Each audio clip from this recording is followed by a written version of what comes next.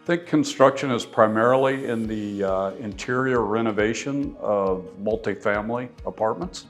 We also do a lot of MEP work and some polybutylene repiping throughout the southeastern United States. We go in and do domestic repiping in the same capacity, changing all the plumbing pipes or waste pipes. MEP stands for mechanical, electrical, and plumbing. It's a standard term in the industry. Anything that falls into that area is considered MEP. We can do things that others can't. Time frame, they go in and they shut down for 2 weeks.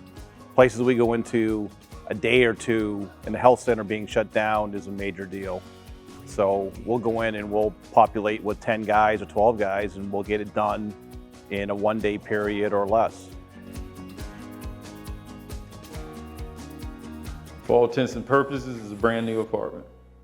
So when we get it, it's an old run apartment, just been turned over, but by the time we come in and renovate it, it's a whole new apartment.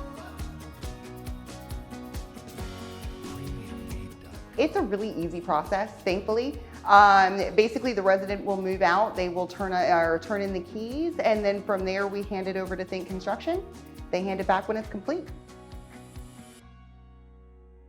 We approve and update the schedules weekly. The project coordinator will put that in front of us to update, and then we control manpower. We make sure that the guys in the field have the manpower that they're going to need to perform the tasks and the scopes for the next weeks. We try to stick to a 10-day turnaround where the apartment manager can hand us the keys. We can control all parts of the puzzle, and we can hand them the keys back with a finished unit, usually about 10 days later. Everything is done in a time and orderly fashion. Usually, sometimes you have hiccups, things of that nature. Even in restoration, you have things where you might have setbacks.